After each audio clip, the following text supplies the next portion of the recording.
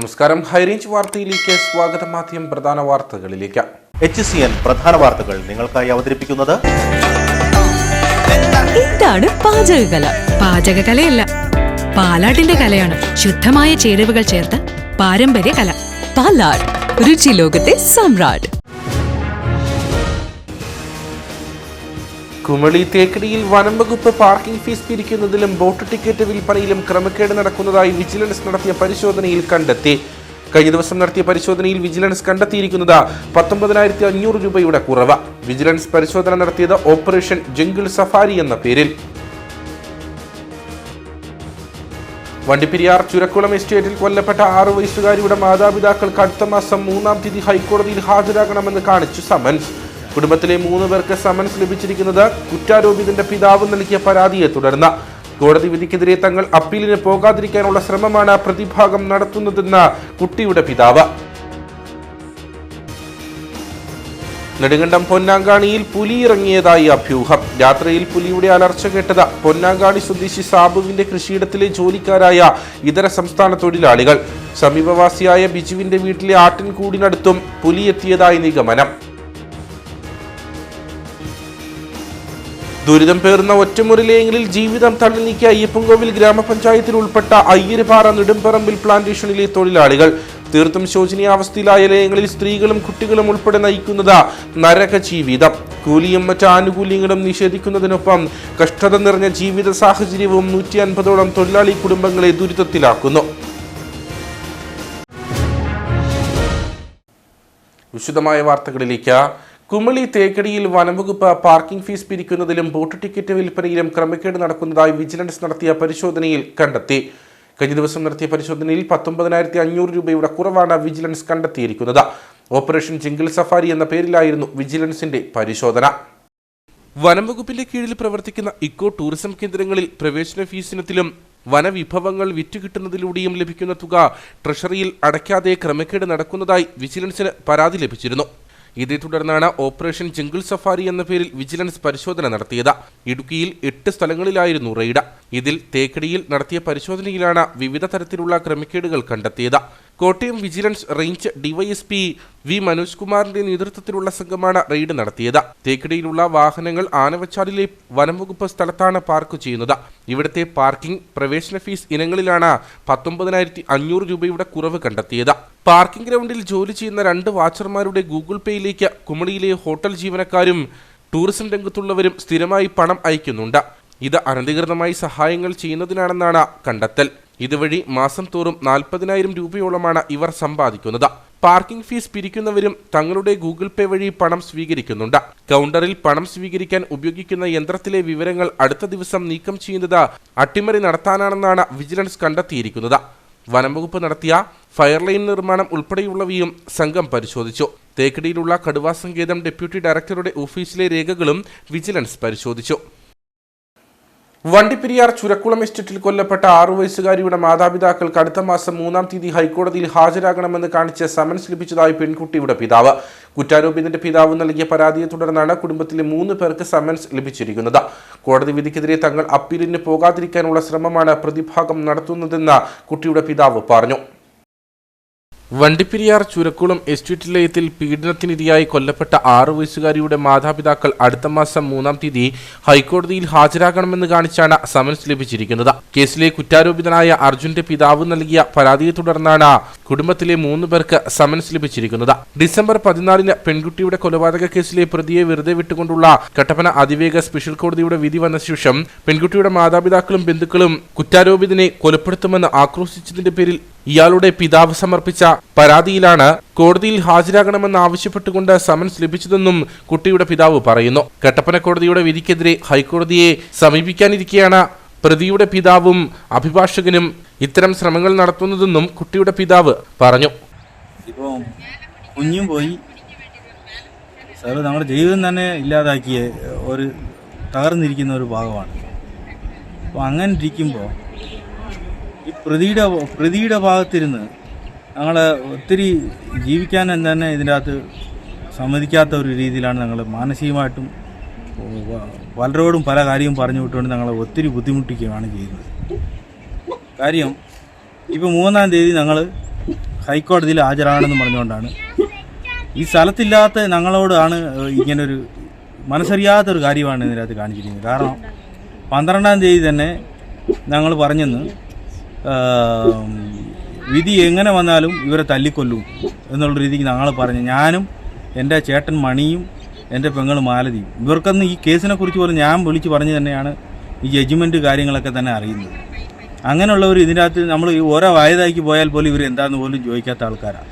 അവരെക്കുറിച്ച് വരെ ഇതിനകത്ത് അമ്മർക്ക് എങ്ങനെയെങ്കിലും ഇവരെ ഇതിനകത്ത് കൊണ്ടുവരണമെന്ന് വെച്ച് മനഃപൂർവ്വമായിട്ട് അവൻ പ്ലാൻ ചെയ്തിട്ടാണ് പ്രതിയുടെ അപ്പനും വക്കീലും കൂടെ ചേർന്നുകൊണ്ട് ഞങ്ങളെ അടുത്ത സ്റ്റെപ്പ്, അതായത് ഹൈക്കോടതിയിൽ ഈ അപ്പീലിന് പോകാതിരിക്കാൻ വേണ്ടി അതിനി ഒത്തിരി കാര്യങ്ങൾ ഞങ്ങളിങ്ങനെ ആലോചിച്ചുകൊണ്ടിരിക്കുകയാണ്. അപ്പോൾ അത് എങ്ങനെയാണ് പോകേണ്ടതെന്നുള്ള കാര്യങ്ങളെക്കുറിച്ച് ആലോചിച്ചുകൊണ്ടിരിക്കുമ്പോഴാണ് ഇങ്ങനൊരു സമ്മൻസ് ഞങ്ങൾക്ക് അയച്ചു കൊടുക്കുന്നത്. ഞങ്ങൾ മനസ്സറിയാത്ത കാര്യങ്ങളാണ് ഇതൊക്കെ. ഞങ്ങളെ ഇതിനകത്തിരുന്ന് ഞങ്ങളെ ഈ അപ്പീലിന് പോകാതിരിക്കാൻ വേണ്ടിയുള്ള പണിയാണെന്നുള്ളതാണ് ഞങ്ങളിപ്പോൾ കരുതുന്നത്. അപ്പോൾ ഞങ്ങൾ ഇങ്ങനെയൊക്കെ ചെയ്യുമ്പോൾ ഞങ്ങൾ എന്നാ ചെയ്യണം? വളരെ വളരെ ഞങ്ങൾക്ക് ബുദ്ധിമുട്ടുള്ള കാര്യമാണ് ഇപ്പോൾ ചെയ്തുകൊണ്ടിരിക്കുന്നത്. അതുകൊണ്ട് ദയവായി സർക്കാർ ഇതിൻ്റെ അകത്ത് ഒരു തീരുമാനത്തിലേക്ക് വരണം. ഞങ്ങളെ ബുദ്ധിമുട്ടിക്കരുത്, ദയവ് ചെയ്ത് ഞങ്ങൾ ബുദ്ധിമുട്ടിക്കരുത്. കോടതിയിൽ നിന്നും നീതി ലഭിക്കാത്ത സാഹചര്യത്തിൽ സർക്കാർ തലത്തിൽ ഇടപെടൽ ഉണ്ടാകണമെന്നാണ് പെൺകുട്ടിയുടെ കുടുംബത്തിന്റെ ആവശ്യം. നെടുങ്കണ്ടം പൊന്നാംകാണിയിൽ പുലിയിറങ്ങിയതായി അഭ്യൂഹം. പൊന്നാംകാണി സ്വദേശി സാബുവിന്റെ കൃഷിയിടത്തിലെ ജോലിക്കാരായ ഇതര സംസ്ഥാന തൊഴിലാളികളാണ് രാത്രിയിൽ പുലിയുടെ അലർച്ച കേട്ടത്. സമീപവാസിയായ ബിജുവിന്റെ വീട്ടിലെ ആട്ടിൻകൂടിനടുത്തും പുലി എത്തിയതായി പറയപ്പെടുന്നു. കഴിഞ്ഞ ദിവസം രാത്രി 1:30-ക്ക് ശേഷമാണ് പൊന്നാങ്കാണി സാബുവിന്റെ കൃഷിയിടത്തിലെ ജോലിക്കാരായ ഇതര സംസ്ഥാന തൊഴിലാളികൾ പുലിയുടെ അലർച്ച കേട്ടത്. അലർച്ച കേട്ട് ഭയന്ന തൊഴിലാളികൾ രാത്രിയിൽ പുറത്തിറങ്ങാതെ കഴിച്ചുകൂട്ടി. സമീപവാസിയായ ബിജുവിന്റെ ആട്ടിൻകൂടിന് സമീപവും പുലിയെത്തിയതായി പറയപ്പെടുന്നു. ക്രിസ്തുമസ് ദിനത്തിലും സമാനമായ രീതിയിൽ പുലിയുടെ ശബ്ദം കേട്ടതായി ഇതര സംസ്ഥാന തൊഴിലാളികൾ പറയുന്നുണ്ട്. ഇന്നലെ രാത്രി വന്ന് ഞാൻ കിടന്ന് ഉറങ്ങിക്കൊണ്ടിരുന്നപ്പോഴാണ് 1:24 ഇവർ വിളിക്കുന്നത്. ഇതുപോലെ പുലിയുടെ സൗണ്ട് കേട്ടു, ഇവിടെ കിടന്ന് ഭയങ്കര ബഹളമാണ്. ഇത് 2 എണ്ണം ഉണ്ടായിരുന്നാണ് ഇവർ പറയുന്നത്, ഒരു വലുതും ഒരു ചെറുതും. ഇവർ പേടിച്ചിട്ട് ഗേറ്റ് തുറന്നില്ല. ഇവർ ലൈറ്റൊക്കെ ഇട്ട് കഴിഞ്ഞപ്പോഴത്തേക്ക് ഈ പുലി അങ്ങോട്ട് ഓടിയെന്നാണ് ഇവർ പറയുന്നത്, വലത് സൈഡിലേക്ക് ഓടി. അപ്പോൾ ഇവർ പറയുന്നത് ശരിയാണോ എന്ന് അറിയാനായിട്ട് രാവിലെ വന്നിട്ട് അടുത്ത വീട്ടിൽ പോയി. അടുത്ത വീട്ടിലൊക്കെ അവർ കണ്ടോന്ന് അന്വേഷിച്ചപ്പോൾ പറഞ്ഞ് ഇന്നലെ ആട്ടിൻകൂട്ടിനകത്ത് എന്തോ വന്നിരുന്നു, ആടൊക്കെ കൂടെ ബഹളം വെക്കുന്ന കണ്ടുകൊണ്ട് ഇവർ ലൈറ്റൊക്കെ ഇട്ട് കഴിഞ്ഞാൽ അതെന്തോ ഓടിപ്പോയെന്ന് അവർ കണ്ടതായിട്ട് പറയുന്നുണ്ട്. കല്ലാർ ഫോറസ്റ്ററുടെ നേതൃത്വത്തിലുള്ള ഉദ്യോഗസ്ഥരും നെടുങ്കണ്ടം പോലീസും സ്ഥലത്തെത്തി പരിശോധന നടത്തി. പുലിയുടെ കാൽപ്പാടുകൾ കണ്ടെത്തുവാൻ കഴിഞ്ഞിട്ടില്ലെങ്കിലും രാത്രികാലത്ത് പുറത്തിറങ്ങരുതെന്ന് വനംവകുപ്പ് നിർദ്ദേശം നൽകി. നിലവിലെ പുലിയൊക്കെ വന്നിട്ടുണ്ടെങ്കിൽ നമുക്ക് ഉറപ്പായിട്ടും അവിടെ കാൽപ്പാട് പക്മാർക്ക് ഉണ്ടാവും. അത് നമുക്ക് കണ്ടെത്താൻ പറ്റിയിട്ടില്ല, ആരും കണ്ടവരുമില്ല. എന്നാലും നമ്മൾ അവരോട് പറഞ്ഞിട്ടുണ്ട് വെളിയിൽ ഇറങ്ങരുത്, സന്ധ്യ കഴിഞ്ഞാൽ പിന്നെ വെളിയിൽ ഇറങ്ങരുതെന്ന് പറഞ്ഞിട്ടുണ്ട്. കാരണം എന്ന് വെച്ചാൽ എന്നാണെന്ന് നമുക്കിതുവരെ കണ്ടെത്താൻ പറ്റിയിട്ടില്ല. കാരണം പരിശോധനയിൽ പന്നിയുടെ കാൽപ്പാടല്ലാതെ വേറൊരു കാൽപ്പാടും ഈ പരിസരത്തിൽ നമുക്ക് കിട്ടിയിട്ടില്ല. അതുപോലെ തന്നെ അടുത്തുള്ള ഒരു വീട്ടിൽ ബിജു എന്ന് പറയുന്ന പുള്ളിയുടെ ആടുംകൂടിന് സമീപത്തൂടെ ഇത് വന്നെന്നാണ് പറയുന്നത്. അതും ഞങ്ങൾ പോയി പരിശോധന നടത്തി. പക്ഷേ അവിടെ നമുക്ക് കാൽപ്പാടുകളൊന്നും കണ്ടെത്താൻ പറ്റിയിട്ടില്ല. സമീപ പ്രദേശങ്ങളിൽ എവിടെയെങ്കിലും സമാനമായ രീതിയിലുള്ള സംഭവം നടന്നിട്ടുണ്ടോ എന്നതും വനംവകുപ്പ് പരിശോധിച്ചു വരികയാണ്. സമാനമായ സംഭവങ്ങൾ ആവർത്തിച്ചാൽ ക്യാമറ സ്ഥാപിക്കുന്നതടക്കമുള്ള നടപടികൾ സ്വീകരിക്കും. ദുരിതം പേറുന്ന ഒറ്റമുറി ലയങ്ങളിൽ ജീവിതം തള്ളി നീക്കുകയാണ് അയ്യപ്പൻകോവിൽ ഗ്രാമപഞ്ചായത്തിൽ ഉൾപ്പെട്ട അയ്യരുപാറ നെടുമ്പറമ്പിൽ പ്ലാന്റേഷനിലെ തൊഴിലാളികൾ.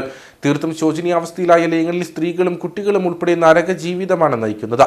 കൂലിയും മറ്റ് ആനുകൂല്യങ്ങളും നിഷേധിക്കുന്നതിനൊപ്പം കഷ്ടത നിറഞ്ഞ ജീവിത സാഹചര്യവും 150ഓളം തൊഴിലാളി കുടുംബങ്ങളെ ദുരിതത്തിലാഴ്ത്തിയിരിക്കുകയാണ്. അയ്യപ്പൻകോവിൽ ഗ്രാമപഞ്ചായത്തിൽ ഉൾപ്പെട്ട അയ്യരുപാറ നെടുമ്പറമ്പിൽ പ്ലാന്റേഷനിലെ തൊഴിലാളികളാണ് ദുരിത ജീവിതവുമായി നാളുകളോളം കഴിയുന്നത്. 150 കുടുംബങ്ങളാണ് വിവിധ ലയങ്ങളിൽ താമസിക്കുന്നത്. വർഷങ്ങൾ പഴക്കമുള്ളതും ഇടിഞ്ഞു വീഴാറായതുമായ ലയങ്ങളാണ് ഇവിടെയുള്ളതിൽ ഭൂരിഭാഗവും.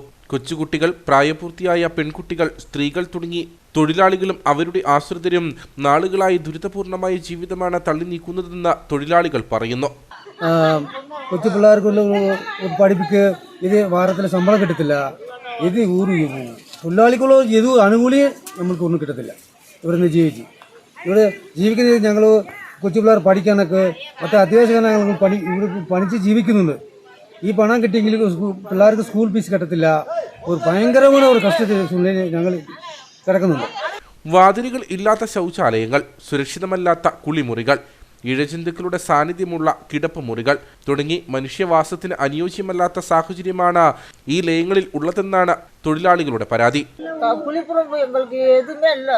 குளிக்கிறதுக்கு நனைஞ்சிக்கே போகணும். பாத்திரம் வளர்க்கினாலும் நனைஞ்சிக்கே போகணும். கதவு இல்லை எங்களுக்கு பாத்ரூமுக்கு. ரொம்ப மோசமாக கிடக்கு. நாங்கள் எத்தனை இந்த கண்ட்ராக்டிலே நாங்களும் இந்த வேலை செஞ்சுக்கிட்டே இருக்கோம். நனைஞ்சிக்கே போகணும்.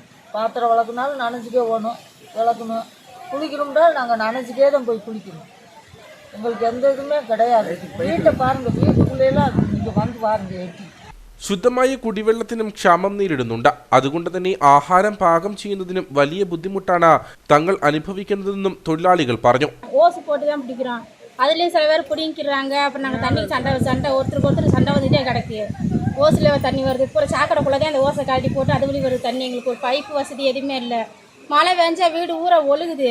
நாங்கள் மழையில் நனைஞ்சிட்டு வந்து ஒரு அடுப்பை தைக்க முடியல. அடுப்புக்கு நேரம் பூரா தண்ணியாக பெருகுது. அதை செஞ்சு தர மாட்டாங்க. வீட்டுக்கு முன்னாடி சாக்கடை ஊரா உடஞ்சி போய் கிடக்கு, எலி பறிச்சு. அதை சரி ரெடி பண்ணி கொடுங்கன்னா ரெடி பண்ணுறேன்னா அது ரெடி பண்ணி தர மாட்டாங்க. பூரா പുഴുവാവും. മഴ വെച്ചിട്ട് വീട്ടിൽ വരുത് പുഴു ഊറാ. മഴ പെയ്യുന്ന സാഹചര്യത്തിൽ ലയങ്ങൾ ചോർന്നൊലിക്കും.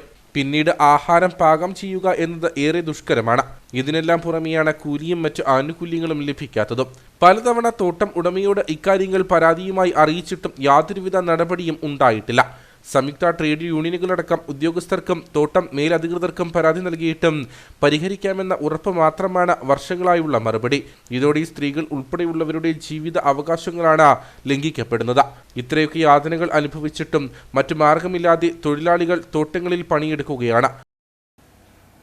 പ്രത്യാശയുടെ ഗോപുരമായി ദേവാലയങ്ങളെ കാണണമെന്ന ഇടുക്കി രൂപതാമെത്രാൻമാർ ജോൺ നെല്ലിക്കുന്നിൽ നവീകരിച്ച Kattappana Vellayamkudi saint George forane ദേവാലയത്തിന്റെ പുനർകൂദാശാകർമ്മം നിർവഹിച്ച് സംസാരിക്കുകയായിരുന്നു അദ്ദേഹം. നവീകരിച്ച വെള്ളയാങ്കുടി സെന്റ് ജോർജ് ഫെറോന ദേവാലയത്തിന്റെ പുനർകൂദാശയും വിശുദ്ധ ഗീവർഗീസിന്റെയും വിശുദ്ധ സെബസ്ത്യാനോസിന്റെയും സംയുക്ത തിരുനാളുമാണ് ഡിസംബർ 29 മുതൽ ജനുവരി 7 വരെ നടക്കുന്നത്. നവീകരിച്ച ദേവാലയത്തിന്റെ പുനർകൂദാശാകർമ്മം ഇടുക്കി രൂപതാമെത്രാൻമാർ ജോൺ നെല്ലിക്കുന്നിൽ നിർവഹിച്ചു. ഇന്ന് നമ്മുടെ ഇടയിൽ സംഭവിക്കുന്ന വലിയ അപകടം പരസ്പരം അറിയാത്ത ആളുകൾ പള്ളിയിലേക്ക് കടന്നു വരുമ്പോൾ നമുക്ക് കൂട്ടായ്മയോ നമുക്ക് പള്ളിയോട് ബിലോങ്ങിങ്സോ നമുക്ക് അനുഭവപ്പെടുമോ? സാധ്യത വളരെ കുറവാണ്. നമ്മുടെ കുടുംബക്കൂട്ടായ്മ സജീവമാകുമ്പോഴാണ് ഇടവക്കൂട്ടായ്മ സജീവമാകുന്നത്. ഒരു വ്യക്തി തനിച്ച് അർപ്പിക്കുന്ന ബലിക്ക് ഫലം കുറവാണെന്നാണ് സംഭവിക്കുന്നത്. നമ്മളിവിടെ വന്ന് നമ്മുടെ അയൽവക്കന്മാരോടോ നമ്മുടെ കൂട്ടായ്മയിലെ മറ്റാളുകളോടോ ബന്ധമില്ലാതെ പരിചയമില്ലാതെ നമ്മളിവിടെ വിശുദ്ധ ബലിയിൽ പങ്കുചേർന്ന് തിരിച്ചു പോകുമ്പോൾ പ്രിയപ്പെട്ടവരെ അതിലൊരു കുറവുണ്ട്. അർപ്പിക്കപ്പെടുന്ന കർത്താവിന്റെ ബലിയാണ്, പക്ഷേ അതിന് കുറവുണ്ട്. അത് ഫലദായകമാകണമെങ്കിൽ നമ്മൾ ഒറ്റ ശരീരമായിട്ട് പണിയപ്പെടും. നമ്മൾ ആളുകളെ പരസ്പരം അറിഞ്ഞാൽ മാത്രം പോരാ, സാഹോദര്യത്തിന്റെ ആദിമസഭയുടെ സാഹോദര്യത്തിൽ ബന്ധപ്പെടാറ്. അതുകൊണ്ടാണ് ആദിമസഭയുടെ ജീവിതത്തിൽ നാം കാണുന്നത് അവരുടെ ദാരിദ്ര്യമുണ്ടായ നാട്ടിലായിരുന്നു. പള്ളിയിലെ വിശുദ്ധ കുർബാന അർപ്പണം ചാരിത്യ പ്രവർത്തനങ്ങളിലേക്ക്, ഉപവി പ്രവർത്തനങ്ങളിലേക്ക്, ക്രിയാത്മകമായ പ്രവർത്തനങ്ങളിലേക്ക് നമ്മളെ നയിക്കും. നമ്മുടെ ജീവിതത്തിലെ വരുമാനത്തിന്റെ ദശാംശമൊക്കെ നമ്മൾ ഉപവി പ്രവർത്തനങ്ങൾക്ക് വേണ്ടി, ദേവാലയ പ്രവർത്തനങ്ങൾക്ക് വേണ്ടി, മിഷൻ പ്രവർത്തനങ്ങൾക്ക് വേണ്ടി, സുവിശേഷ പ്രവർത്തനത്തിന് വേണ്ടി നമ്മൾ മാറ്റി. ഇടുക്കി രൂപതാ വികാരി ജനറൽമാരായ father Jose Plachickal, father Ibrahim Purayattu, father Jose Karivelickal എന്നിവർ സഹകാർമ്മികരായിരുന്നു. തുടർന്ന് വിശുദ്ധ ഗീവർഗീസിന്റെയും വിശുദ്ധ സെബസ്ത്യാനോസിന്റെയും സംയുക്ത തിരുനാളിന് കൊടിയേറി. കാറ്റിന്റെ ചിറകുകളിൽ സഞ്ചരിക്കുന്നവരായ ദൈവമേ, ഞങ്ങൾ അങ്ങയെ ആരാധിക്കുന്നു. അങ്ങയുടെ മഹത്വത്തിനും വിശുദ്ധരുടെ ബഹുമാനത്തിനുമായി ഞങ്ങൾ ഉയർത്തുന്ന പതാക പിതാവിന്റെയും പുത്രന്റെയും പരിശുദ്ധാത്മാവിന്റെയും നാമത്തിൽ ആശീർവദിക്കണമേ. ഈ പതാക വണങ്ങുന്നവർക്കെല്ലാം അങ്ങയുടെ സഹായം ലഭിക്കുമാറാകട്ടെ.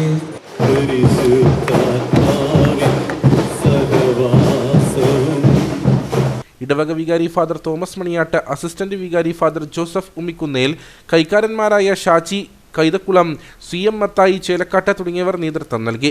ജനുവരി 6 കട്ടപ്പന ടൗണിലേക്ക് പ്രദക്ഷിണവും ജനുവരി 7 ആഘോഷമായ തിരുനാൾ കുർബാനയും തുടർന്ന് ഫ്ലവേഴ്സ് ടോപ്പ് സിംഗർ താരം മേഘനിയും തൃശൂർ കലാസദനം ചേർന്ന് നടത്തുന്ന ഗാനമേളയും ഉണ്ടായിരിക്കും. ശബരിമലയിലേക്കുള്ള പരമ്പരാഗത കാനനപാതയായ വണ്ടിപ്പെരിയാർ സത്രം വഴിയുള്ള തീർത്ഥാടകരുടെ എണ്ണം ഇരട്ടിയായിട്ടും ഇവിടെ ഇടത്താവളം ആരംഭിക്കുമെന്ന സർക്കാർ പ്രഖ്യാപനം പാഴ്വാക്കായി. മണ്ഡലപൂജയ്ക്കായി നട അടയ്ക്കുന്ന സമയം വരെ കാനനപാതയിലൂടെ 72,816 അയ്യപ്പ ഭക്തർ ശബരിമല ദർശനത്തിനെത്തിയെന്നാണ് ഔദ്യോഗിക കണക്കുകൾ. മുമ്പ് ഒരു വർഷവും ഉണ്ടാകാത്ത ഭക്തജന തിരക്കാണ് ഈ മണ്ഡല മഹോത്സവത്തോടനുബന്ധിച്ച സത്രത്തിലൂടെ ഉണ്ടായത്. 72,816 അയ്യപ്പ ഭക്തർ ഈ വർഷം സത്രം പുല്ലുമടി വഴി ശബരിമലയിൽ എത്തിയെന്നാണ് ഔദ്യോഗിക കണക്ക്.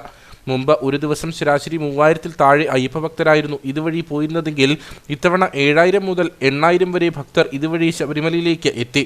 എന്നാൽ തീർത്ഥാടകർക്ക് വേണ്ട അടിസ്ഥാന സൗകര്യമൊരുക്കാൻ ഇതുവരെ അധികൃതർക്കായിട്ടില്ല.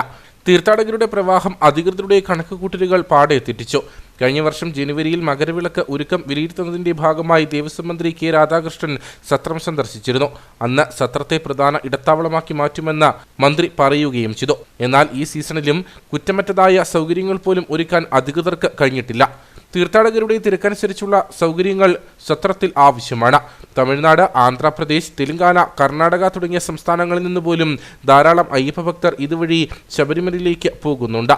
ഇവരുടെ വാഹനങ്ങൾ പാർക്ക് ചെയ്യാനുള്ള സൗകര്യം ഒരുക്കുകയെന്നത് അധികൃതർ ചെയ്യേണ്ട കാര്യമാണ്. മേഖലയിൽ ദേവസ്വം ബോർഡിന്റെ അധീനതയിൽ 10 ഏക്കർ സ്ഥലമുണ്ട്. എന്നാൽ വാഹനങ്ങൾ പാർക്ക് ചെയ്യുന്നതിന് ഈ സ്ഥലം പൂർണ്ണമായും വിട്ടു നൽകുന്നില്ല. ശബരിമല തീർത്ഥാടകർക്ക് വേണ്ടി വണ്ടിപ്പെരിയാറിൽ നിന്ന് സത്രത്തിലേക്ക് സർവീസ് നടത്തുന്ന KSRTC ബസ്സിന് പോലും സത്രം ഗ്രൗണ്ടിൽ കയറാൻ കഴിയുന്നില്ല. 10 ഏക്കർ സ്ഥലത്ത് പാർക്കിംഗ് സൗകര്യമൊരുക്കിയാൽ ശബരിമല തീർത്ഥാടകരുടെ വാഹനങ്ങൾ ഇവിടെ പാർക്ക് ചെയ്യാൻ കഴിയും. സത്രത്തിൽ നിന്ന് ആരംഭിക്കുന്ന കയറ്റങ്ങൾ ധാരാളമുള്ള പാതയിൽ ഭക്തർക്ക് കൈപിടിച്ചു കയറാൻ കെട്ടിയിരിക്കുന്നത് വടത്തിന് പകരം പ്ലാസ്റ്റിക് കയറാണ്. ഒട്ടും ബലമില്ലാത്ത ഈ പ്ലാസ്റ്റിക് വള്ളിയിൽ കയ്യിൽ നനവുണ്ടെങ്കിൽ തെന്നി വീഴാനിടയാകും. കയർ കൊണ്ടുള്ള വടവും കമ്പിയും ഉപയോഗിച്ചാൽ ഇതിന് പരിഹാരം കണ്ടെത്താൻ കഴിയും. കൂടാതെ മേഖലയിൽ വൈദ്യസഹായം എത്തിക്കണമെന്ന ആവശ്യത്തിനും കാലങ്ങളുടെ പഴക്കമുണ്ട്.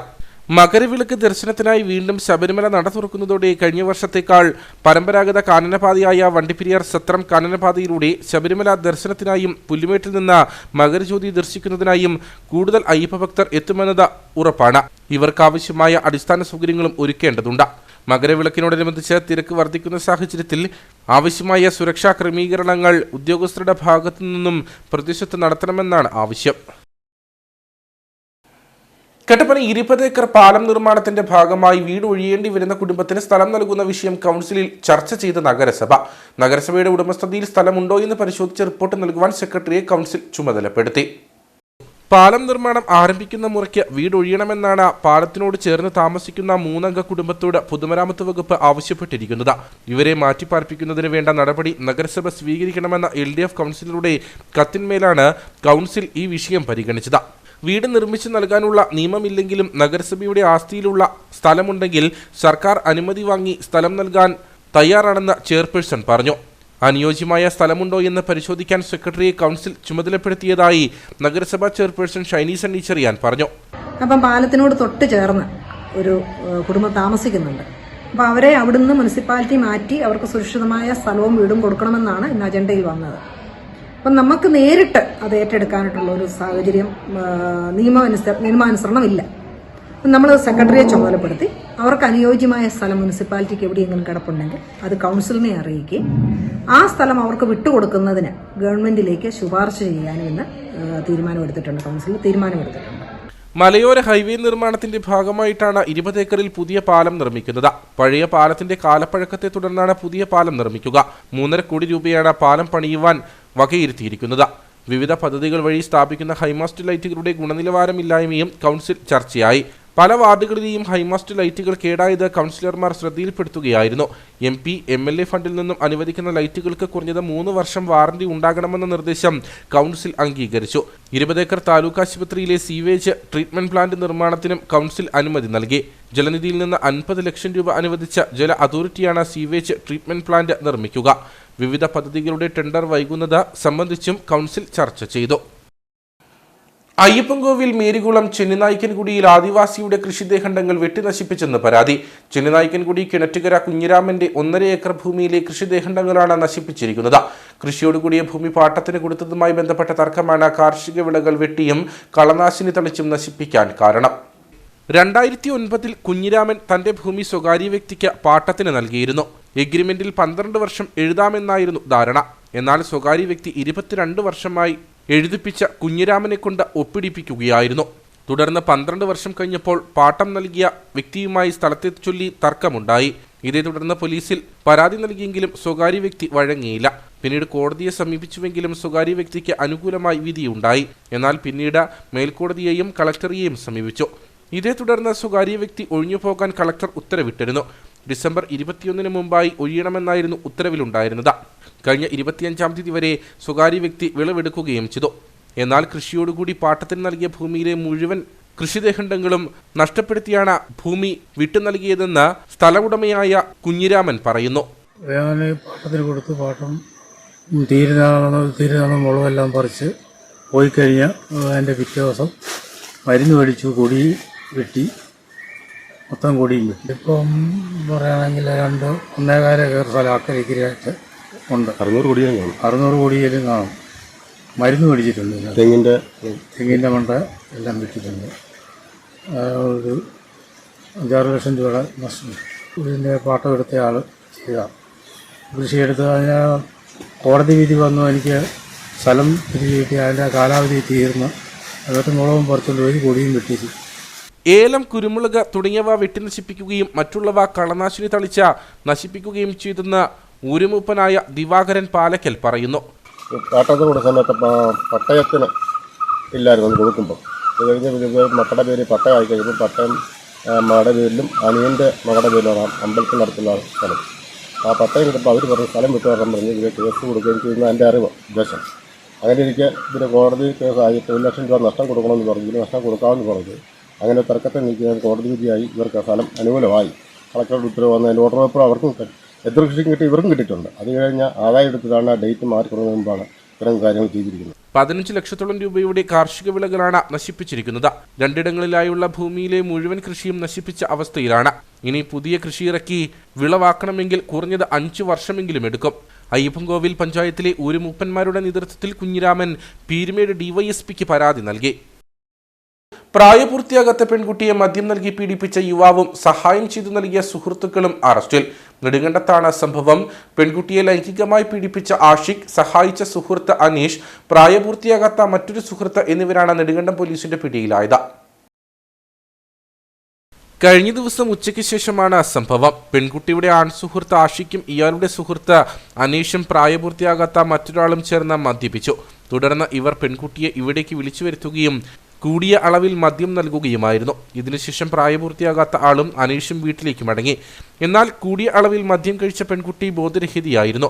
സുഹൃത്തുക്കൾ പോയതിനു ശേഷം ആഷിഖ് ബോധരഹിതയായി കിടന്ന പെൺകുട്ടിയെ ലൈംഗികമായി പീഡിപ്പിക്കുകയും ദൃശ്യങ്ങൾ സ്വന്തം മൊബൈലിൽ പകർത്തുകയും ചെയ്തു. പെൺകുട്ടിയെ കാണാതായതിനെ തുടർന്ന് വീട്ടുകാർ അന്വേഷണം നടത്തി.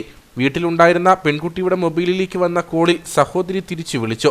ഫോൺ എടുത്ത ആഷിഖിന്റെ മറ്റൊരു സുഹൃത്ത് പെൺകുട്ടി ആഷിഖിനൊപ്പം ഉണ്ടാകാൻ സാധ്യതയുണ്ടെന്ന് അറിയിക്കുകയും ഇയാൾ ആഷിഖിനെ ഫോണിൽ ബന്ധപ്പെടുകയുമായിരുന്നു. അപ്പോഴാണ് പെൺകുട്ടി അമിതമായി മദ്യം കഴിച്ചെന്നും ബോധരഹിതയായി കിടക്കുകയാണെന്നും ആഷിഖ് സുഹൃത്തിനോട് വെളിപ്പെടുത്തിയത്. സഹായത്തിന് എത്തണമെന്ന് ആവശ്യപ്പെടുകയും ചെയ്തു. ഇയാൾ മറ്റൊരു സുഹൃത്തിനെയും കൂട്ടി പെൺകുട്ടിയെ ബൈക്കിൽ കയറ്റിയിരുത്തി വീടിന് മുന്നിലെത്തിച്ച വീട്ടുകാരെ വിവരമറിയിച്ച് മടങ്ങി. തുടർന്ന് വീട്ടുകാരാണ് പെൺകുട്ടിയെ ആശുപത്രിയിൽ എത്തിച്ചത്. പിന്നീട് നെടുങ്കണ്ടം പോലീസിൽ പരാതിപ്പെടുകയായിരുന്നു. ആശുപത്രിയിൽ നടത്തിയ വിശദമായ പരിശോധനയിലാണ് പെൺകുട്ടി പീഡിപ്പിക്കപ്പെട്ടതായി കണ്ടെത്തിയത്. തുടർന്ന് നെടുങ്കണ്ടം പോലീസ് പ്രതികളെ പിടികൂടി. പെൺകുട്ടി ആ സമയത്ത് ഒന്നും സംസാരിക്കാനുള്ള ഒരു ശേഷി ഇല്ലായിരുന്നു. പെൺകുട്ടിയുടെ സഹോദരിയുടെ മൊഴി വാങ്ങി രാത്രി തന്നെ നമ്മൾ ഇന്നലെ രാത്രിയോട് തന്നെ കേസെടുത്തിട്ടുണ്ട്. അതിൽ ഇപ്പോൾ ഒരു ജുവനൈൽ ഉൾപ്പെടെ 3 പ്രതികൾ ഇപ്പോൾ നമ്മുടെ കസ്റ്റഡിയിലുണ്ട്. അവരെ ഇന്ന് ഉച്ചയ്ക്ക് 2 മണിയുടെ അറസ്റ്റ് രേഖപ്പെടുത്തിയിട്ടുണ്ട്. ഇന്ന് തന്നെ കോടതിയിൽ ഹാജരാക്കും. തുടർന്ന് കുറേ അന്വേഷണത്തിനായി കസ്റ്റഡിയിൽ മേടിച്ച് അന്വേഷണം നടത്തും. അതിൽ പെൺകുട്ടി ഇപ്പോഴും ഒരു പൂർണ്ണമായിട്ടൊരു ബോധം ആയിട്ടില്ല. ഇപ്പോഴും ഒരു അർദ്ധ അബോധാവസ്ഥയിൽ തന്നെയാണ്. ഇപ്പോഴും നല്ല രീതിയിൽ സംസാരിക്കാറായിട്ടില്ല. അതിന് ചെയ്യുന്ന കുട്ടിയെ ഒരു കോൺഷ്യസ് ആയതിനു ശേഷം മൊഴി രേഖപ്പെടുത്തി കൂടുതൽ പ്രതികൾ ഇതിൽ ഉൾപ്പെട്ടിട്ടുണ്ടോയെന്ന് അന്വേഷിക്കേണ്ടതുണ്ട്. ബലാത്സംഗം, പോക്സോ നിയമത്തിലെ വിവിധ വകുപ്പുകൾ, പട്ടികജാതി പട്ടികവർഗ പീഡന നിരോധന നിയമം, ഐടി ആക്ട് തുടങ്ങിയ വകുപ്പുകളാണ് പെൺകുട്ടിയെ പീഡിപ്പിച്ച ആഷിഖിനെതിരെ ചുമത്തിയിരിക്കുന്നത്. പ്രായപൂർത്തിയാകാത്ത പെൺകുട്ടിക്ക് മദ്യം നൽകിയത് അടക്കമുള്ള വകുപ്പുകൾ മറ്റ് 2 സുഹൃത്തുക്കൾക്കെതിരെയും ചുമത്തിയിട്ടുണ്ട്. പ്രതികളെ കോടതിയിൽ ഹാജരാക്കി. വീണ്ടും കസ്റ്റഡിയിൽ വാങ്ങി വിശദമായ അന്വേഷണം നടത്തുമെന്ന് Kattappana DYSP V A Nishad Mon പറഞ്ഞു. പെൺകുട്ടി ഇപ്പോഴും ഇടുക്കി മെഡിക്കൽ കോളേജിൽ ചികിത്സയിൽ തുടരുകയാണ്. ജപ്പാൻ റിക്രൂട്ട്മെന്റ് ജനുവരി 5 കട്ടപ്പനയിൽ നടക്കുമെന്ന് ഭാരവാഹികൾ വാർത്താ സമ്മേളനത്തിൽ അറിയിച്ചു. 72ഓളം കമ്പനി പ്രതിനിധികൾ റിക്രൂട്ട്മെന്റിൽ പങ്കെടുക്കും. കട്ടപ്പന സെന്റ് ജോർജ് പാരിഷ് ഹാളിൽ നടക്കുന്ന ഡ്രൈവ് കാഞ്ഞിരപ്പള്ളി രൂപതാ ബിഷപ്പ് മാർ മാത്യു അറക്കൽ ഉദ്ഘാടനം ചെയ്യും. ജപ്പാനിൽ ജോലി ചെയ്യുവാൻ ആഗ്രഹിക്കുന്ന ഉദ്യോഗാർത്ഥികൾക്ക് വൻ അവസരങ്ങളൊരുക്കിയാണ് റിക്രൂട്ട്മെന്റ് ഒരുക്കിയിരിക്കുന്നത്.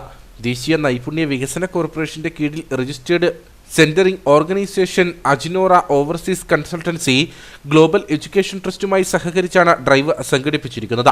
ജപ്പാനിൽ നിന്നുള്ള 72ഓളം കമ്പനികളുടെ പ്രതിനിധികൾ റിക്രൂട്ട്മെന്റിൽ പങ്കെടുക്കും. കട്ടപ്പന സെന്റ് ജോർജ് പാരിഷ് ഹാളിൽ നടക്കുന്ന റിക്രൂട്ട്മെന്റിൽ +2 ഡിഗ്രി, ITI, എഞ്ചിനീയറിംഗ് യോഗ്യതയുള്ളവർക്ക് പങ്കെടുക്കാമെന്ന് ഭാരവാഹികൾ പറഞ്ഞു. ഇത് ജപ്പാൻ പ്രോഗ്രാം എന്ന് പറയുമ്പം ഇൻഡോ ജപ്പാൻ പ്രൊജക്ടിന്റെ ഒരു ഭാഗമായിട്ടുള്ള പ്രോഗ്രാമാണ്. കേന്ദ്ര ഗവൺമെന്റിന്റെ ഒരു പ്രോഗ്രാമാണ്.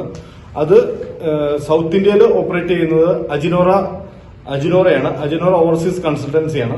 ഇതിവിടെ കട്ടപ്പനയിലെ പ്രോഗ്രാം 5-ാം തീയതി അജിനോറ ഓവർസീസ് കൺസൾട്ടൻസിയും അതേപോലെ തന്നെ ഗ്ലോബൽ എഡ്യൂക്കേഷൻ ട്രസ്റ്റും കൂടെ ഒരുമിച്ചായിട്ടാണ് പ്രോഗ്രാം നടത്തുന്നത്. അന്ന് രാവിലെ 9:30 രജിസ്ട്രേഷൻ സ്റ്റാർട്ട് ചെയ്യും.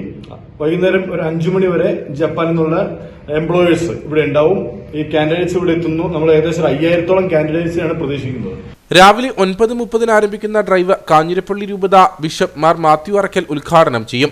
റിക്രൂട്ട്മെന്റ് ഡ്രൈവിൽ പങ്കെടുക്കാൻ താൽപര്യമുള്ളവർ 9495968888 അല്ലെങ്കിൽ 7306821543 എന്നീ നമ്പറുകളിൽ വിളിച്ച് രജിസ്റ്റർ ചെയ്യേണ്ടതാണ്. വാർത്താ സമ്മേളനത്തിൽ Ajinora overseas consultancy director Aju Augustine, global education trust managing director Prince Moolechalil, director Manish Baby, Ajinora marketing manager Jobish Kuriakose എന്നിവർ പങ്കെടുത്തു. കട്ടപ്പന സഹകരണ ആശുപത്രി ഷെയർ നിക്ഷേപ സമാഹരണ ഉദ്ഘാടനവും പുതുവർഷ ആഘോഷവും 31 നടക്കുമെന്ന് ഭാരവാഹികൾ വാർത്താ സമ്മേളനത്തിൽ അറിയിച്ചു. സഹകരണ ആശുപത്രി 2ാം ഘട്ട വികസനത്തിന്റെ ഭാഗമായുള്ള ഷെയർ നിക്ഷേപ സമാഹരണത്തിനാണ് തുടക്കമാകുന്നത്. സഹകരണ വകുപ്പ് മന്ത്രി VN വാസവൻ പരിപാടികളുടെ ഉദ്ഘാടനം നിർവഹിക്കും. സഹകരണ ആശുപത്രിയുടെ 2ാം ഘട്ട വികസനത്തിന്റെ ഭാഗമായുള്ള ഷെയർ നിക്ഷേപ സമാഹരണ ഉദ്ഘാടനവും പുതുവത്സര ആഘോഷവുമാണ് ഞായറാഴ്ച 5 മണിക്ക് കട്ടപ്പനയിൽ നടക്കുന്നത്. സഹകരണ വകുപ്പ് മന്ത്രി VN വാസവൻ ഷെയർ നിക്ഷേപ സമാഹരണ പ്രവർത്തനങ്ങളുടെ ഉദ്ഘാടനം നിർവഹിക്കും. ജലവിഭവ വകുപ്പ് മന്ത്രി റോഷി അഗസ്റ്റിൻ അധ്യക്ഷനായിരിക്കും. കട്ടപ്പനയിലെ പുതിയ ബസ് സ്റ്റാൻഡിന് സമീപം 250 ബെഡുകളുള്ള ആശുപത്രിയുടെ നിർമ്മാണം, മെഡിക്കൽ വിദ്യാഭ്യാസ സ്ഥാപനങ്ങൾ ആരംഭിക്കുക എന്നിവയ്ക്കായാണ് ഓഹരി സമാഹരണം ആരംഭിക്കുന്നതെന്ന് ഭാരവാഹികൾ പറഞ്ഞു. 250 ബെഡോട് കൂടിയുള്ള ആധുനിക എല്ലാ സൗകര്യത്തോടു കൂടിയുള്ള ഒരു ഹോസ്പിറ്റൽ, അപ്പോൾ തന്നെ BSc അടക്കമുള്ള നഴ്സിംഗ് സ്ഥാപനങ്ങളുടെ ഒരു പ്രവർത്തനം മുന്നിൽ കണ്ടുകൊണ്ട് വിപുലമായ രീതിയിലുള്ള ഒരു ഷെയർ നിക്ഷേപ സമാഹരണം പ്ലാൻ ചെയ്തിരിക്കുകയാണ് ബോർഡ് ഭരണസമിതി. ഇതിന്റെ ഭാഗമായി 2024 പുതുവത്സരത്തോട് അനുബന്ധിച്ച് 31-ാം തീയതി വൈകിട്ട് 5 മണിക്ക് കട്ടപ്പന വിളിച്ച് നിക്ഷേപ ഷെയർ സമാഹരണത്തിന്റെ ഉദ്ഘാടനവും അപ്പോൾ തന്നെ പുതുവത്സര പ്രോഗ്രാം നടത്താൻ വേണ്ടി ഭരണസമിതി തീരുമാനിച്ചിരിക്കുകയാണ്. ഏറ്റവും അത്യാധുനിക സൗകര്യങ്ങളോട് കൂടിയുള്ള ആശുപത്രി കട്ടപ്പനയിൽ പൂർത്തിയാകുന്നതോടെ മലയോര മേഖല ആരോഗ്യരംഗത്ത് സ്വയം പര്യാപ്തതയിലേക്ക് എത്തുമെന്നും ഭാരവാഹികൾ പറഞ്ഞു. ഉദ്ഘാടന സമ്മേളനത്തിൽ MLA-മാരായ MM മണി, വാഴൂർ സോമൻ, സഹകരണ ആശുപത്രി സ്ഥാപക president CV Varghese, urban bank president advocate EM അഗസ്തി, കട്ടപ്പന സഹകരണ ബാങ്ക് പ്രസിഡന്റ് ജോയി വെട്ടിക്കുഴി, മലനാട് കാർഷിക വികസന ബാങ്ക് പ്രസിഡന്റ് ജോസ് പാലത്തിനാൽ, ത്രിതല പഞ്ചായത്ത് ജനപ്രതിനിധികൾ, സഹകരണ രംഗത്തെ പ്രമുഖർ, ഓഹരി ഉടമകൾ തുടങ്ങിയവർ പങ്കെടുക്കും. ഉദ്ഘാടന സമ്മേളനത്തിന് മുന്നോടിയായി സഹകരണ ആശുപത്രി ജീവനക്കാരും നഴ്സിംഗ് വിദ്യാർത്ഥികളും പങ്കെടുക്കുന്ന പുതുവത്സര റാലി ടൗണിൽ സംഘടിപ്പിക്കും. തുടർന്ന് സിനിമാറ്റിക് ഡാൻസ്, പുതുവത്സര ഗാനങ്ങൾ, റീൽസ്, ഫാഷൻ ഷോ എന്നിവയും അരങ്ങേറും. ചടങ്ങിൽ വെച്ച് സഹകരണ ആശുപത്രിയുടെ ആദ്യകാല ഡയറക്ടർമാരെ ആദരിക്കും. തുടർന്ന് കട്ടപ്പന സ്വരലയുടെ ഗാനമേളയും നടക്കും. വാർത്താ സമ്മേളനത്തിൽ സഹകരണ ആശുപത്രി president KU Vinu, hospital vice president KP Sumod, ഭരണസമിതി അംഗങ്ങളായ KR Sodaran, Tomy George, secretary Albin Francis, programme കോർഡിനേറ്റർമാരായ ജസ്റ്റിൻ ബേബി, ലാൽജി ജോസഫ് എന്നിവർ പങ്കെടുത്തു. കട്ടപ്പന നഗരസഭയിൽ വാഹന ലേലവുമായി ബന്ധപ്പെട്ട് വ്യാപാരികൾ തമ്മിൽ വാക്ക് തർക്കം. ലേല പരസ്യം കണ്ട 40ഓളം ആളുകളാണ് ലേലത്തിനെത്തിയത്.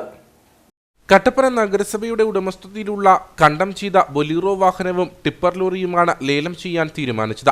വിവരമറിഞ്ഞ മൂവാറ്റുപുഴ, കോതമംഗലം, കട്ടപ്പന തുടങ്ങിയ സ്ഥലങ്ങളിൽ നിന്നുള്ള 40ഓളം കച്ചവടക്കാർ ലേലത്തിൽ പങ്കെടുക്കാൻ എത്തിയിരുന്നു. 85,000 രൂപയിൽ തുടങ്ങിയ ബൊലീറോ വാഹന ലേലം 1,30,000 രൂപയ്ക്കാണ് ഉറപ്പിച്ചത്. കട്ടപ്പന സ്വദേശി ജോഷിയാണ് ലേലം പിടിച്ചത്. ലേലവുമായി ബന്ധപ്പെട്ട് വ്യാപാരികൾ തമ്മിൽ തർക്കമുണ്ടാകുകയായിരുന്നു.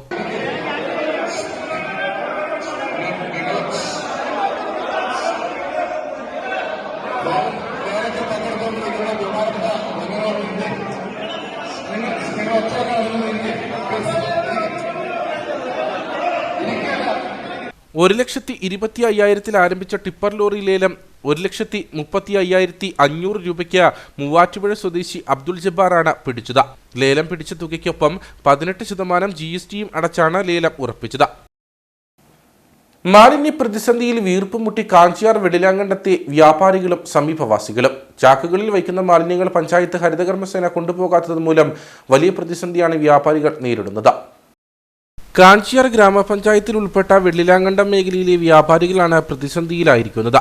പതിവ് തെറ്റാതെ ഹരിതകർമ്മസേനാംഗങ്ങൾ പിരിവിന് എത്തുമെങ്കിലും മാലിന്യം കൃത്യമായി നീക്കം ചെയ്യുന്നില്ല.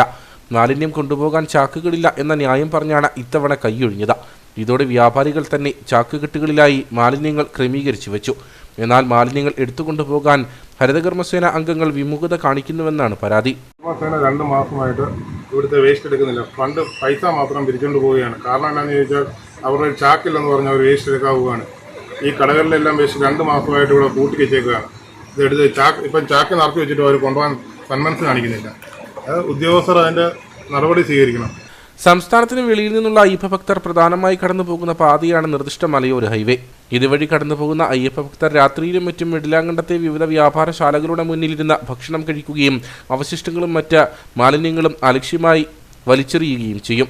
തുടർന്ന് രാവിലെ വ്യാപാരികളാണ് ഇവ നീക്കം ചെയ്യുന്നത്. ഈ മാലിന്യങ്ങളും ഹരിതകർമ്മസേന എടുത്തുകൊണ്ടുപോകാൻ തയ്യാറാകുന്നില്ല. അതുകൊണ്ട് തന്നെ എന്താണ് തങ്ങൾ ചെയ്യേണ്ടതെന്ന ചോദ്യമാണ് വ്യാപാരികൾ മുന്നോട്ട് വയ്ക്കുന്നത്. പഞ്ചായത്തിൽ ഇപ്പോൾ നമ്മൾ വിളിച്ച് പറഞ്ഞപ്പോൾ പോലും അവർ പറയുന്നത് നിങ്ങൾ അവരെ തന്നെ ശബരിമല ഭക്തന്മാർ അവരെ കൊടുത്തുകൂടെ? ഇത്രയും കഷ്ടപ്പെട്ട് അവർ തമിഴ്നാട്ടിൽ നിന്നും ആന്ധ്രയിൽ നിന്നും എല്ലാം വരുന്ന ആൾക്കാരാണ്. എന്നിട്ട് ഇവർക്ക് താഴെയാണ് ടോയ്ലറ്റ് സൗകര്യം. എപ്പോഴും വന്ന് നമ്മളോടാണ് ടോയ്ലറ്റ് ഇവിടെ എന്തെങ്കിലും കൊണ്ടുവന്നത്. ഒരു നടപടിയും പഞ്ചായത്ത് സ്വീകരിക്കുന്നില്ല. അതുകൂടെ ഈ സൈഡിലെല്ലാം ഫുള്ള് വേസ്റ്റാണ്. ഇപ്പം നമുക്കിവിടെ കടയിലൊന്നും ഇരിക്കത്തില്ല. ഇവിടെ ചോറിൻ്റെ വേസ്റ്റ് വഴിയിലെല്ലാം ചോറിൻ്റെ വേസ്റ്റുകളെല്ലാം മൊത്തം കാരണം ഇവിടെ ഇരിക്കത്തില്ല. രാത്രി എന്ന് വെച്ചാൽ പകലൊക്കെയാണ് നമുക്ക് പറയാം, പക്ഷെ രാത്രി നമുക്ക് ഒരു രക്ഷയില്ല. അതൊരവസ്ഥയാണ് നമ്മളിവിടെ കാണുന്നത്. അതിന് എന്തെങ്കിലും നടപടി പഞ്ചായത്ത് സ്വീകരിക്കണമെന്ന് ഇവിടെ നാട്ടുകാർ മൊത്തം അഭിപ്രായപ്പെടുന്നു. ഹരിതകർമ്മസേനയുടെ പ്രവർത്തനം കൃത്യമായി നടപ്പിലാക്കാൻ പഞ്ചായത്ത് അധികൃതർ ശ്രദ്ധ പുലർത്തണമെന്നാണ് വ്യാപാരികളുടെ ആവശ്യം. ഒപ്പം അയ്യപ്പ ഭക്തർക്ക് മാലിന്യം നിക്ഷേപിക്കാൻ തക്കതായ വേസ്റ്റ് ബിന്നുകളും വിവിധ ഭാഷകളിലുള്ള സൂചനാ ബോർഡുകളും മേഖലയിൽ ക്രമീകരിക്കണമെന്നും ആവശ്യമുയരുന്നുണ്ട്. അതേസമയം മാലിന്യം നീക്കം ചെയ്യാൻ നിർദ്ദേശം നൽകുമെന്നും അയ്യപ്പ ഭക്തർക്ക് മാലിന്യങ്ങൾ നിക്ഷേപിക്കാൻ വേസ്റ്റ് ബിന്നുകൾ ക്രമീകരിക്കുമെന്നും കാഞ്ചിയാർ ഗ്രാമപഞ്ചായത്ത് പ്രസിഡന്റ് സുരേഷ് കുഴിക്കാട്ട് അറിയിച്ചു. ഇനി നേർക്കാഴ്ചയിലേക്ക്.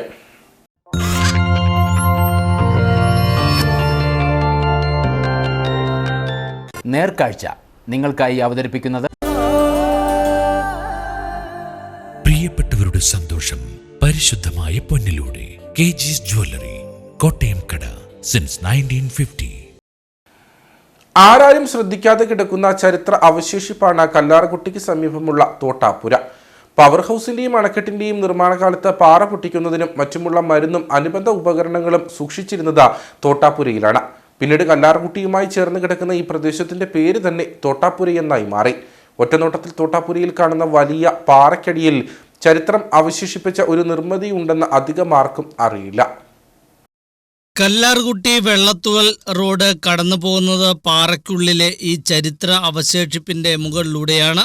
പാതയോരത്ത് നിന്നും പടിക്കെട്ടുകൾ ഇറങ്ങി താഴ്ഭാഗത്തെത്തിയാൽ മീറ്ററുകളോളം ഉള്ളിലേക്ക് പാറ തുരന്ന് നിർമ്മിച്ചിട്ടുള്ള വലിയൊരു തുരങ്കം കാണാം. തുരങ്കത്തിനുള്ളിലൂടെ സഞ്ചരിച്ചാൽ മീറ്ററുകൾക്കപ്പുറം ഉപകരണങ്ങൾ സൂക്ഷിച്ചിരുന്ന വിശാലമായ വലിയ 2 മുറികൾക്കുള്ളിലെത്തും. ചരിത്രമുറങ്ങുന്ന തോട്ടാപ്പുരയെ പ്രാധാന്യം നൽകി സംരക്ഷിച്ച് വിനോദസഞ്ചാരവുമായി ബന്ധിപ്പിക്കണമെന്നാണ് പ്രദേശവാസികളുടെ ആവശ്യം. ഇതുപോലൊരു കാഴ്ച കാണാൻ നമ്മുടെ കേരളത്തിൽ മറ്റെങ്ങുമില്ല. അത്രയ്ക്ക് മനോഹരമാണത്. ഒരു പാറയുടെ ഉള്ളിൽ 10-200 മീറ്റർ ഉള്ളിലേക്ക് കയറി ചെന്ന് 2 അറകളായി തിരിയുന്ന ആ മനോഹരമായ കാഴ്ച അത് സഞ്ചാരികൾക്കായിട്ട് തുറന്നു കൊടുക്കണം. വെള്ളത്തുവൽ പഞ്ചായത്ത് അതിനുള്ള നടപടിക്രമങ്ങളെല്ലാം പൂർത്തീകരിച്ച് വെച്ചേക്കുക.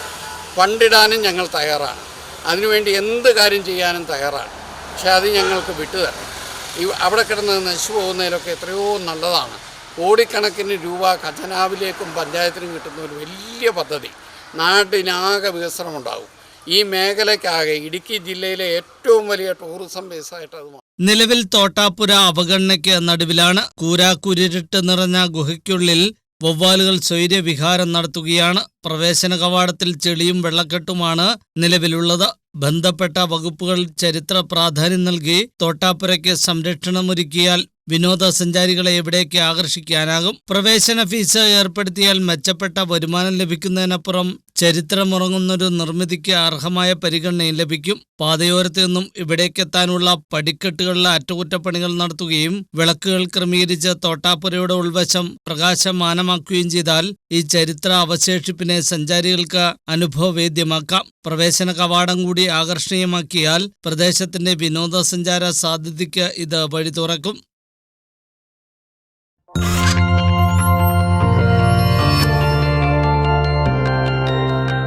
നേർക്കാഴ്ച നിങ്ങൾക്കായി അവതരിപ്പിച്ചത് പ്രിയപ്പെട്ടവരുടെ സന്തോഷം പരിശുദ്ധമായ പൊന്നിലൂടെ KG's ജ്വല്ലറി, കോട്ടയം കട, സിൻസ് 1950. ഇനി കമ്പോള വില നിലവാരം.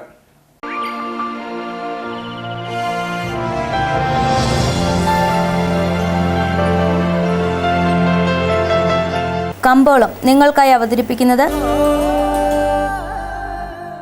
പ്രിയപ്പെട്ടവരുടെ സന്തോഷം പരിശുദ്ധമായ പൊന്നിലൂടെ KG's ജ്വല്ലറി, കോട്ടയം കട, since 1950. Idukki district traditional cardamom producer company ഏലക്കാലേല വിവരം. ആകിലോട്ട് 288, വിൽപ്പനയ്ക്ക് വന്നത് 81,934, വിൽപ്പന നടന്നത് 75,792, കൂടിയ വില 2,568, ശരാശരി വില 1,836. കട്ടപ്പന കമ്പോളം. കുരുമുളക് കിലോഗ്രാമിന് 595 രൂപ, ഏലം കൂടിയ വില 1,700, ഏലം ശരാശരി വില 1,400. കാപ്പിപ്പരിപ്പ് 235, ഗ്രാമ്പു 975, കൊക്കോ 60, റബ്ബർ 140. സ്വർണം വെള്ളി വിപണി. സ്വർണം ഗ്രാമിന് 5,855 രൂപ, വെള്ളി 78.